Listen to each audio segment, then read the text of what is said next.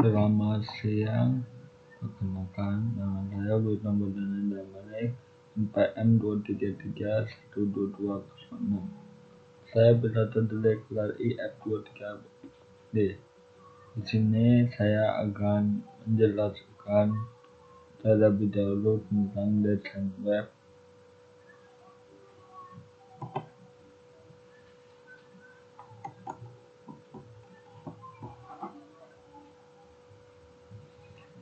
Di sini saya akan menjelaskan elemen penting dalam desain web.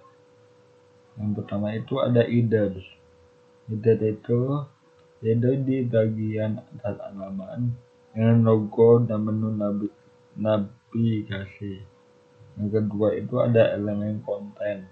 Konten itu berupa teks, gambar, atau video yang relevan. Jadi konten itu tempat dia itu simbol suatu untuk memberi dan menambah teks atau gambar.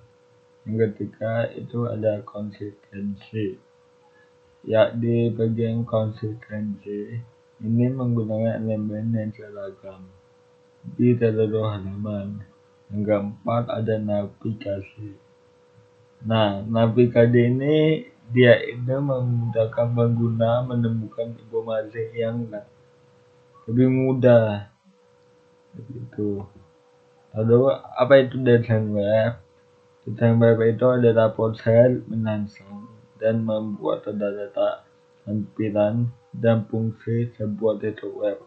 Ini mencakup beberapa aspek visual dan teknik untuk memastikan situs web menarik, mudah digunakan, dan sesuai dengan kebutuhan penggunanya.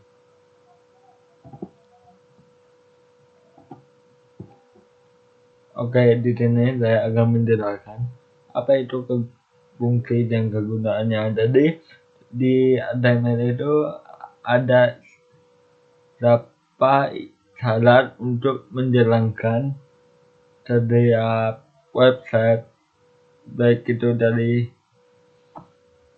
awal hingga akhir. Nah, ini ada beberapa fungsi HTML. HTML itu berfungsi sebagai elemen utama yang membungkus semua konten web, semua elemen. Jadi contohnya HTML di enter. Nah, setelah enter nanti kita isi di dalam HTML itu apa. Jadi HTML itu bisa banyak sekali kegunaannya. Misalnya memberitahu browser bahwa dokumen yang dibuka adalah HTML. Itu memiliki tiga yaitu nomor konten virtual untuk mempercantik halaman, menyediakan ilustrasi dan infografis yang mendukung teks, terus yang digunakan untuk logo, foto, dan media lainnya. Apa fungsi dan kegunaannya OR dan UR? Fungsinya orderless. Orderless itu menyusun daftar item yang bernomoran asal berurutan. Misalnya OR 1 tutup OR 1 2 3, maka dia akan berurutan misalnya 1.1 2.2 dan seterusnya. Orderless menyusun daftar dengan simbol seperti bulat tidak berurutan, seperti layar seperti bulat-bulat. Kalau misalnya di Word itu dia seperti inilah kegunaannya.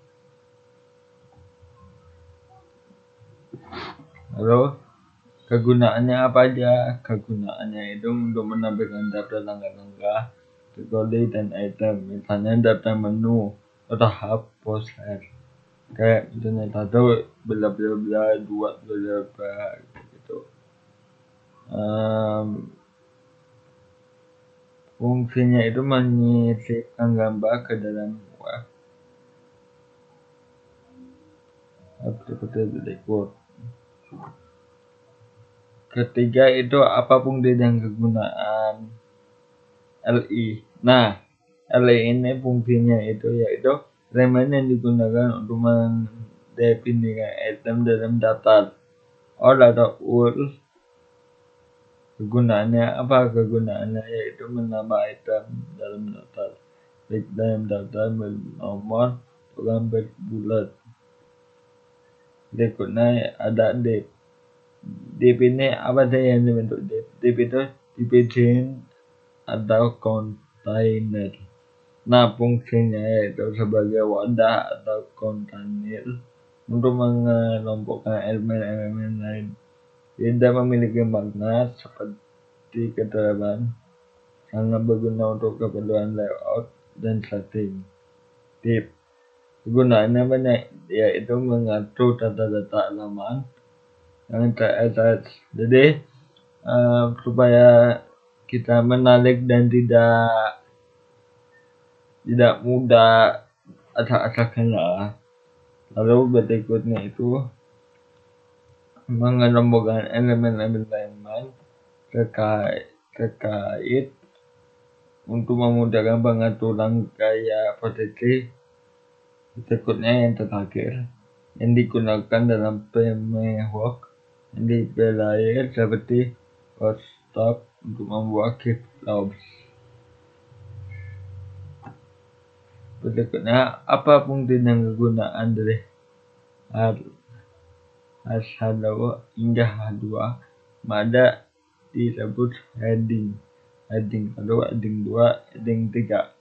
Nah, fungsinya itu menentukan judul atau subjek dengan ukuran yang bervariasi dari yang terbesar heading 1 hingga yang terkecil. Kegunaannya apa? Kegunaannya yaitu memberikan struktur dan hierarki pada konten, memudahkan pengguna dan mencari pencarian, memahami bagian penting dalam dokumen.